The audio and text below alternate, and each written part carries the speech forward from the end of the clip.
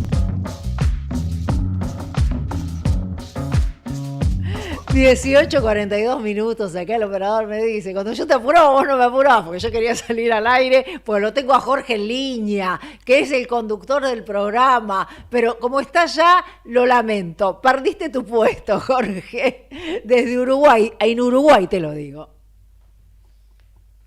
Hey, Jorge, vos pensás que lo eché de verdad, no estás despedido, Jorge, podés volver. A ver. Bueno, pensé que estabas despedido. No, acá estás. No, está bien. No te escuchaba. Ya está, Jorge, podés volver, está bien, te perdonamos. El miércoles que viene te queremos acá, ¿eh? Me tuve que cargar con tu programa, che. Gracias. No, por favor, un placer. No, fue muy lindo escucharlo a Juan Pablo, con el cual tengo una excelente relación. Yo también lo adoro, lo conozco hace mil. Amor de persona. Excelente tipo. Sí. Nunca escribió nada. Bueno, escuchame una cosa, tenés 3 minutos para decirme, después tenemos una nota, así que te quedás en el aire. Contame lo de Uruguay, ¿qué estás haciendo en Uruguay? Brevemente, en 3 minutos. No, en 2 me están diciendo. Sí, y te despido porque... ¿te vas? Bueno, dale. Sí, tengo que hacer una reunión académica. Bueno, lo que en Uruguay, invitado por la Universidad Católica del Uruguay, otros profesores. Aprovechamos también para hacer algunas reuniones con dirigentes del Partido Blanco y del Partido Colorado. Muy bien. Para hablar con distintas personalidades de acá. Vos ya habías estado con la calle Pou hace 3 semanas atrás, si no me equivoco. Sí, había estado acá en Buenos Aires, con él. Y la verdad que, bueno, siempre es un gusto, porque es un poco lo que decía el amigo Juan Pablo. La calidad institucional que existe acá hace de que se pueda convivir, que ese es el número de la democracia, saber convivir en la discrepancia. Entonces uno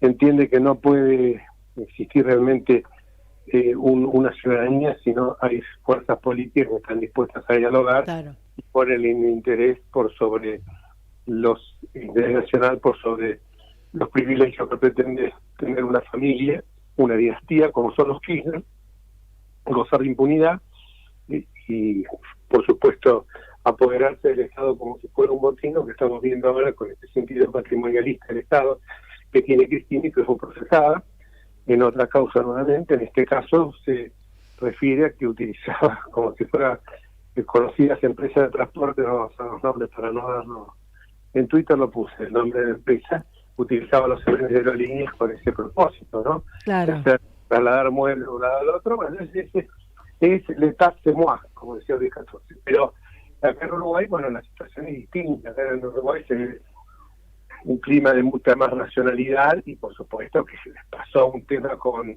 el jefe de la custodia de la calle, Pou, y automáticamente la fiscalía, la fiscal Fossati, lo acusó y inmediatamente la calle lo separó de su cargo, claro, porque era el partícipe de una organización delictiva que se dedicaba a falsificar instrumentos de documentos públicos, incluso algunos fueron en favor de gente de nacionalidad rusa.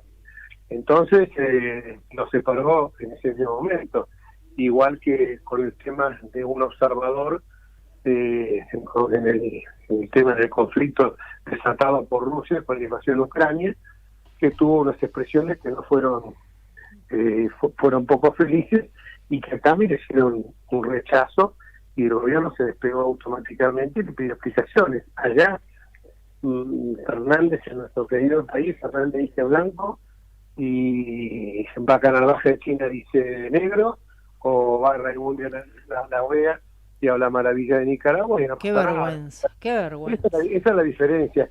Hay un sentido de patria, un sentido de nación, de unidad. Yo, como digo siempre que vengo al exterior, cuando hablo que es el país maravilloso, lo sigan respetando intelectual y jurídicamente, pero no sé por cuánto tiempo más, porque creo que las nuevas generaciones vienen absolutamente desprovistas de cualquier tipo de bagaje intelectual. No se estudia, se pasa de años, se pasa de curso, sin ningún tipo de exámenes. O sea que la educación, que es la base fundamental de los cimientos de una sociedad que quiere progresar tanto económica como social y políticamente está absolutamente degradada, y eso con los años te va a parar.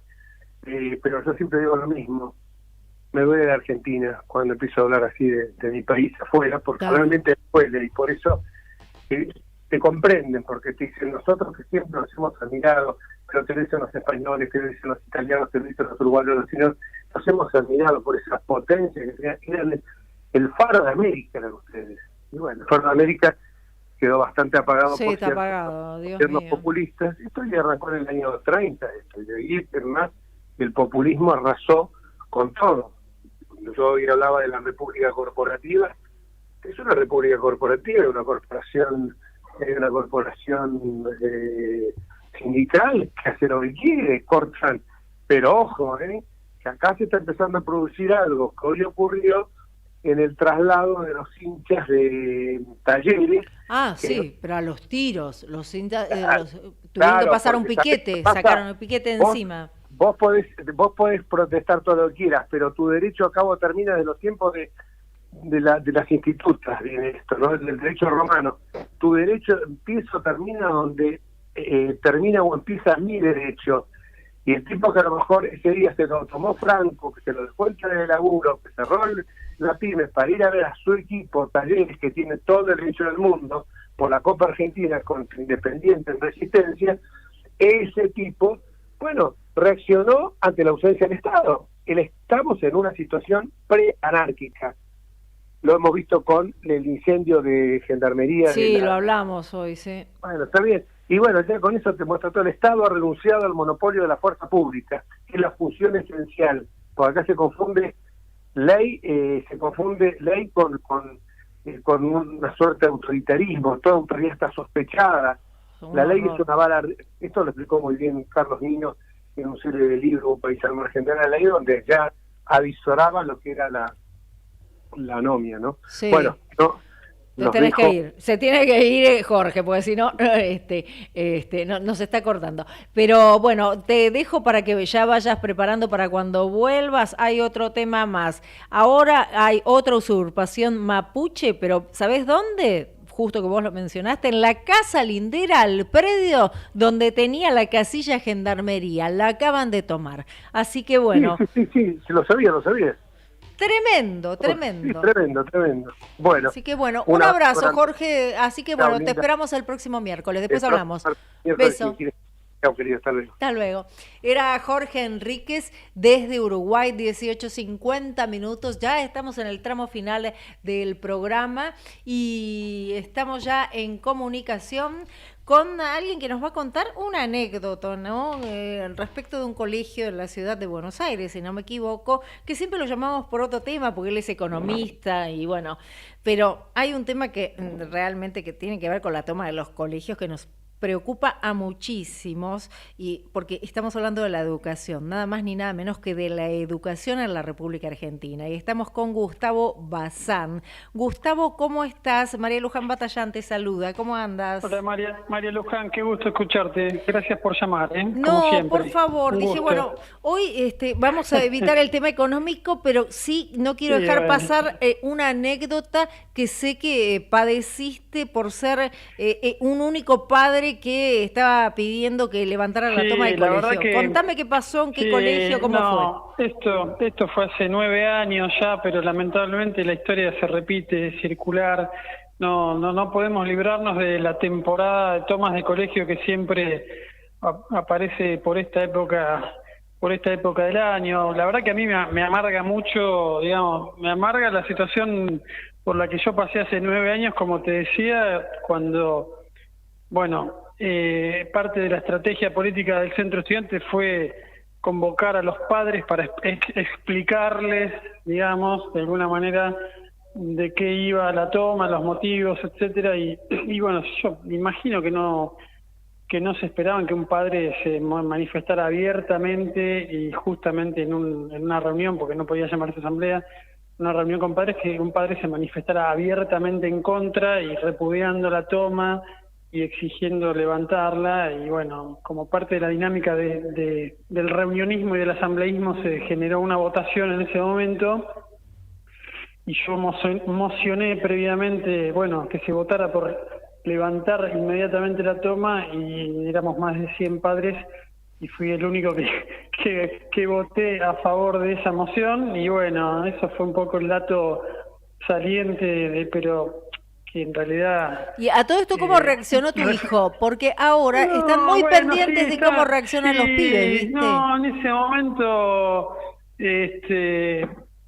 nada, tuvimos alguna charla, pero, digamos, nada, no es que hubo una pelea familiar. Claro. Te referís a eso, no hubo una pelea familiar. Justamente él me había pedido, te digo, él estaba en tercer año en ese momento y había pedido quedarse a dormir en el colegio y le dije que no.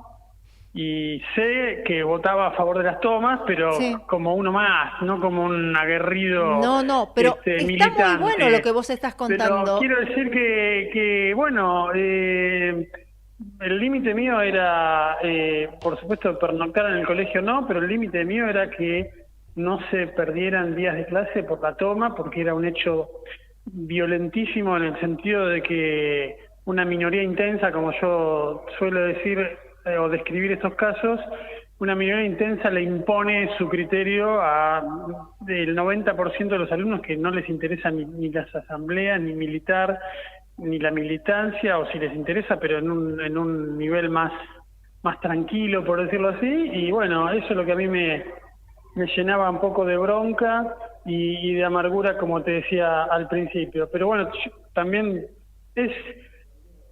con el tiempo entendí que me parece que esto es más que un rito de iniciación del adolescente estudiante militante que siente que si está en la conducción de un centro de estudiantes y no provoca la toma del colegio, siente que no ha cumplido con un mandato, me parece. Ese es, para mí, ahí se agota. No es reclamo de sándwiches, no es reclamo de planes de estudio, no es reclamo de democratización de no sé qué. Para mí es todo un paso de comedia donde el único fin es que quede el antecedente de que ese año se tomó el colegio. Los reclamos pasan al olvido rápidamente. Me acuerdo que en el año 2013 era un reclamo por un cambio en los planes de estudio, pero que nada, totalmente irrelevante en la discusión la cuestión. El centro de estudiantes es un taller de militancia para que los chicos que más o menos están interesados en la política y de alguna manera están vinculados a partidos políticos o agrupaciones políticas hagan ahí los primeros palotes, y yo estoy convencido de que la toma de colegio es parte de esa dinámica, no es ningún reclamo ni pararse en solidaridad con nadie ni con nada. Eso es toda una fantochada que con la que decoran el hecho prioritario, que es tomar el colegio y pasarse 2-3 noches durmiendo en el colegio como dueños del edificio. Estas cosas a veces terminan mal. En el año 2013 algunos invadieron la iglesia que está al lado del Colegio Nacional de Buenos Aires y provocaron destrozos. A los 2 años, creo, 3 o 2, no me acuerdo bien, hubo una situación de abuso sexual que sorprendentemente los padres y los alumnos intentaron tapar. Es decir, hay cosas que por ahí se van de las manos. Se van de mambo o de las manos, perdón, no me salía la palabra. Sí. Pero bueno, insisto, para mí el único motivo es generar la toma como una etapa que hay que cumplir. Sí, pero a su vez está esto por los partidos políticos por un partido político totalmente exacerbado. Pero ¿no? Está bien, pero la CAMP, el kirchnerismo o los partidos de izquierda están en la misma dinámica.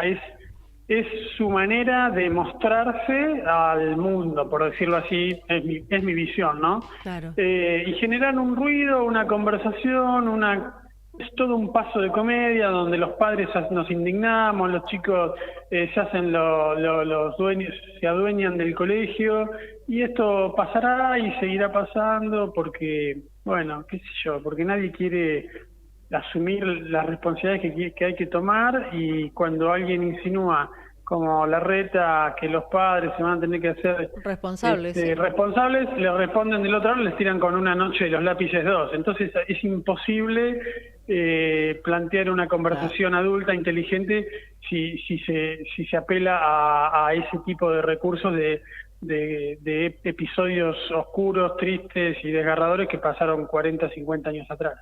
No, desde ya. Ese es mi humilde punto de vista sobre muy este bueno tema. Escucharte, y sobre todo porque vos planteaste algo en un principio que tenía que ver con el límite, era no pasar la noche en el colegio. El tema del límite.